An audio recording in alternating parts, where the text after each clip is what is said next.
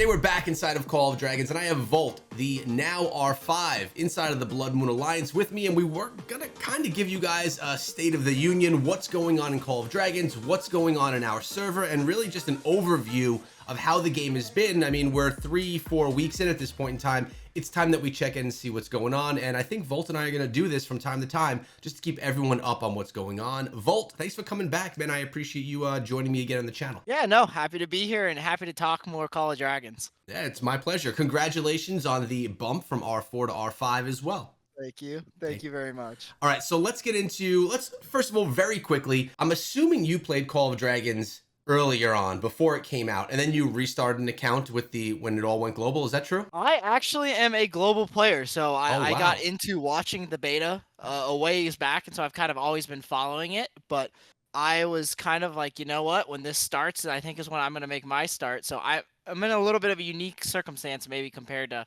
some of the other beta players in leadership. You definitely are, but I'm in the same boat as you. I played maybe for a week or two in, the previous versions, and then I dove, heavily into it when it launched. So that's really cool. What do you think so far of the launch? You think it went well? Do you think that, I don't really see any bugs or anything inside of the game? How do you just feel overall about Call of Dragons being global from the start? No, I mean this is for any video game. I think Kingdom Builder outside of a fantastic start to the game. You have the issues that you talked about in your previous videos with the kind of pay loophole, but shutting it down quickly like this, really having no bugs. This has been a really fun start to come out to something that feels finished and can really just dive into without too many worries or concerns. Yeah, I agree with you. Now let's dive into that pay loophole that you spoke of, because the last time you were on the channel, we were at war. We were fighting some of these alliances that had some of these players that were getting their accounts to higher levels because they were paying much less for the packs that were getting them there. That's essentially what this pay loophole was. And what happened was developers ended up banning all of these accounts.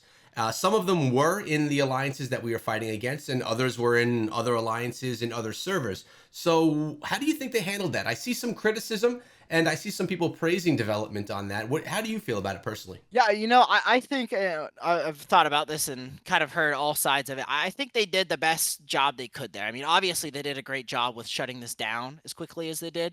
It would have been best if it wasn't there to begin with, but they've actually, I think, done a really good job shutting it down. I know Funky, our resident whale, who had pushed like crazy in that Strongest Lord event, actually received compensation Emrys heads to make up for the rank displacement he had. Oh, Which that's I thought was nice. a really nice touch. Yeah, I thought that was a really nice touch.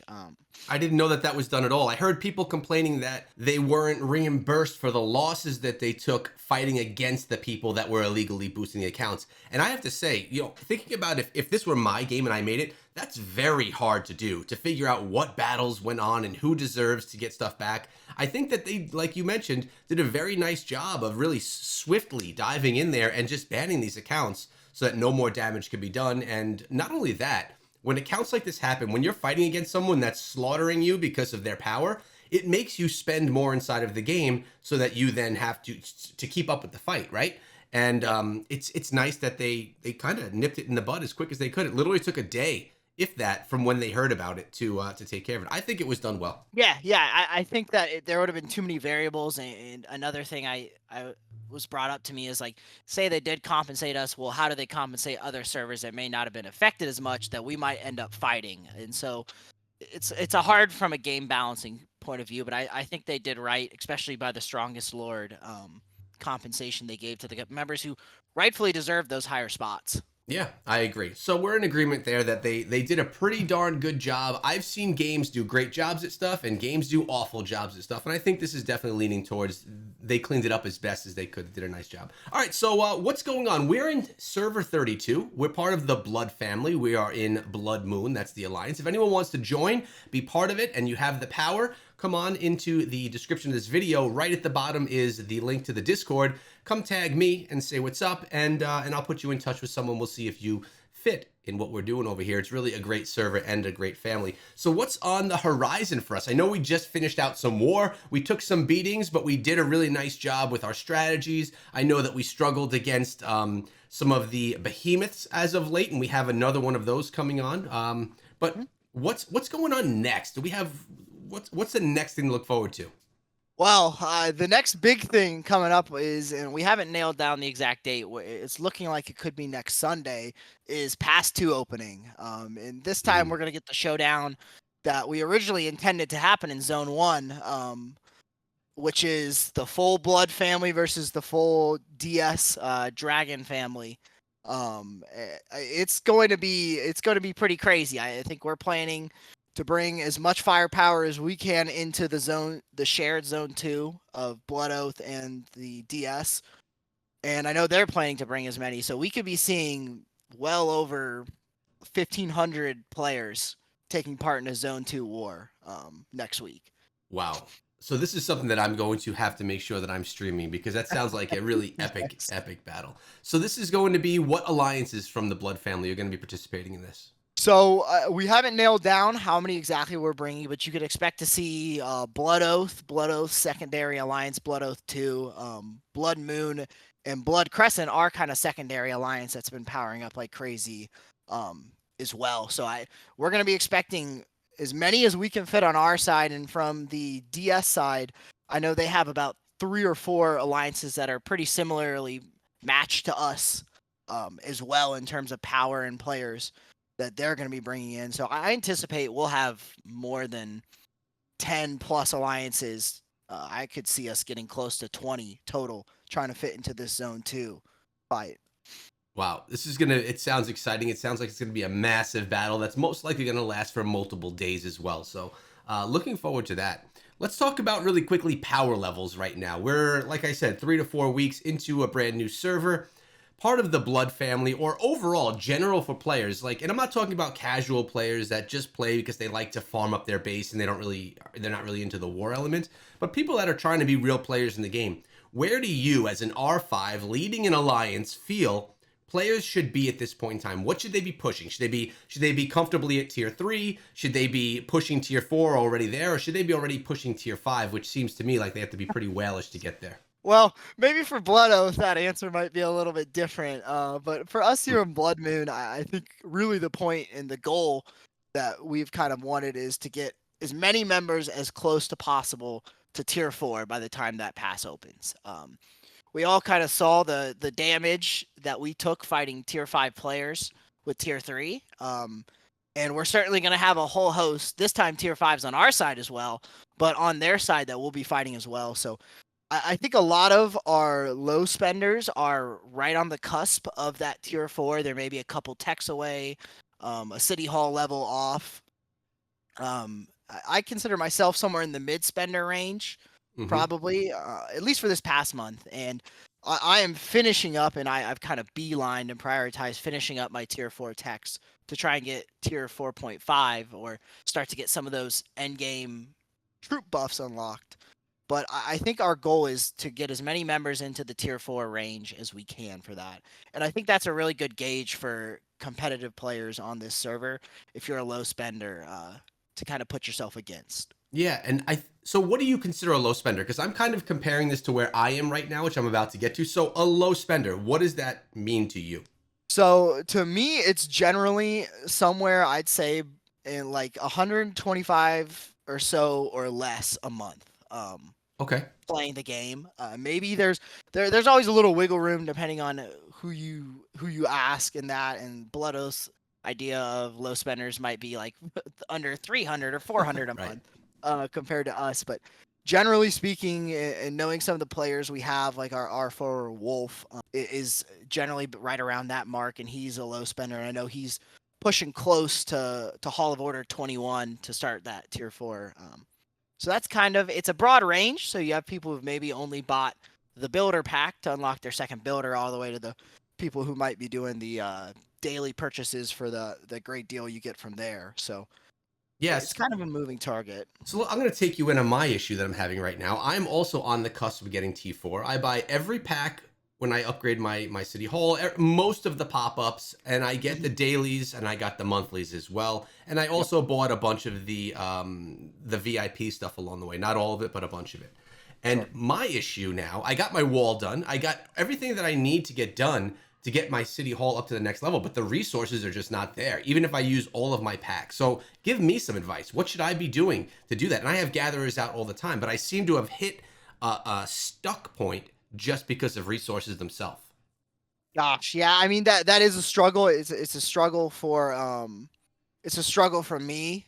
And it's really been the big thing for the members. And like you said, I mean, the best bet for anyone is farming. As constant as you can keep that uptime on your farmers, especially from the Alliance Manuel and the Alliance resource centers, Right. because those will give you actually a gathering buff. You will get slightly faster gathering speed doing that. And so it's part of that is just being on top of it as much as you can. Part of it is your alliance priorities. I know now we've been actually switching to a lot of the gathering tech in our alliance tech to help people gather resources faster. You can get all the way up to 25% gathering speed from that alliance tech. So that's a big part. And honestly, I've actually been putting some XP books into my gathering heroes to Hmm. boost their levels up. There are a couple talents that will give you up to an extra 15 or so gathering speed. Um, and if you have the uptime and you can support it, there's even a special talent that'll increase your gathering speed by 20%, but reduce your load capacity by 10. And Yep. if you can afford to be checking in regularly, you can gather a lot faster that way. Yeah, I've Um, actually been investing in those heroes as well. It's also nice when you get them up to level so you could bring two heroes together. You get that extra capacity as well, or just being able to have that load capacity increased is because sometimes you can't log in every 45 minutes, right? To just yep. continuously. Some days, like weekends, I can't do that. During the week, I can. And the last thing, and this is a personal decision with your gem supplies and things like that, is I've even considered using the VIP store. You can get heavily discounted resources for gems. And so if you're really on the cusp and you're like, hey, I really want to get this done in time, that's another option. But again, you are eating into your gem supply. The wheel is another great way. If we have a wheel come up, you get a ton of resource, a ton of value in general from all the wheels. And so it's really just about kind of how calculated you want to be with your gems and saving Right. those, how much uptime. But no, I think we're all feeling the grind right now for that. Well, I don't know if you saw my last wheel video, but I think I officially have the worst wheel luck in all of Call of Dragons. So I won't put my eggs in that basket. It was not good. All right, so grinding tier 4 at this point in time and really being prepared for tier 4 in about a week is what you would like to see and what you would think you would be seeing from players that are pretty serious and really trying to do damage inside of the game in our alliance or really anywhere inside of the game. About a month in, tier 4 should be just about there if they want to be competitive, correct? Right. Yep. And I think that's a good benchmark. And Crescent, our feeder alliance or secondary alliance, is a great example of this because they've got a lot of members like that who are getting closer to tier 4s. And we've got members like that. And so I think as crazy as it is being 21 days in talking about it, but like tier 4s are I think the benchmark we want everyone to shoot for and a good place to be at so you can really make an impact in this upcoming fight. No, I think that's great because a lot of players, and myself included, like sometimes you just don't know. Like I could look at the alliance and say, okay, I'm kind of in the middle as far as true power. I want to get myself maybe up to the top one quarter of players up there. But a lot of players that maybe don't create content or aren't on the game for 8 hours a day, they really don't know where they should be. Some people are running around, 3 weeks in with tier 2 troops, and they don't know that they're not going to be effective in any of these battles. So I like you breaking it down like that, giving everyone an idea. So I guess what else has happened is happening, or do you want to fill people in on regarding the game in general, our server in general, as we get to the end of the video? Yeah, so I mean, we just recently ended a big recruitment effort. Kind of went into Caltia, and just we've had a lot of players expressing interest, but the way that switching alliances work is actually so unique in this game. So we ended up working out an agreement to take a behemoth in Caltia, just to try and open up the recruitment, get some fresh blood in.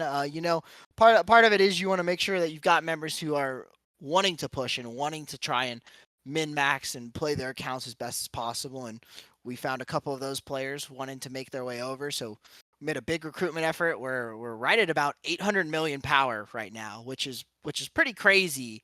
To think about for a three week old alliance. even if we're not at Oath's level. So everyone's been doing a great job in all the Blood family alliances, but especially over here in Moon and Crescent and all of them to try and create as competitive and as active alliances as possible. And that's really our whole thing is we may not have the money to go toe to toe with all these alliances, but if we've got 100 people on way more often than everyone else does, money will only get you so far, especially as we continue to bridge that gap like we talked about between the tier 5 players and ourselves. Yeah, and what he's talking about there is bridging the gap. As time goes on, if you're a big spender, a whale or a Kraken even, you can get to tier 5, in a week. You could get there quickly, but you're going to spend a ton of money. But us lower spenders or mid spenders, it'll take us time, but we will eventually get on that same level. And then the battles and tactics will come more into play. So I'm excited for that. And overall, I've been absolutely loving being in Call of Dragons. This is me after 2 years of kind of not being so serious into Kingdom Builders, playing some here and there, but not doing content, to diving back in hardcore. I've been absolutely loving it. Love being part of the Blood Moon Alliance. And Blood Oath, by the way, if anyone doesn't know, that is Chiscool's alliance, who's another large creator for Call of Dragons. If you don't know Chiscool, go check him out. He does Call of Dragons and Rise of Kingdoms videos every day on his channel as well. But Cole, thanks for coming to the channel, man. I really appreciate your time, and let's try and do this maybe on a monthly basis to kind of keep everyone updated on what's going on, and so everyone knows just how the game is. Yeah, absolutely. Like I said, I'm always happy to come up here and talk, and I'm sure we'll have plenty of entertaining content and stuff to watch coming up soon here in the game as well. I look forward to it, and make sure, guys, that you're subscribed to the channel, because when this battle goes live, it sounds like something you're not going to want to miss. I got to worry that I don't have kids' sports to go to on that day, but we'll make it happen. Hope you guys all enjoyed the video, and I'll see you guys in the next one.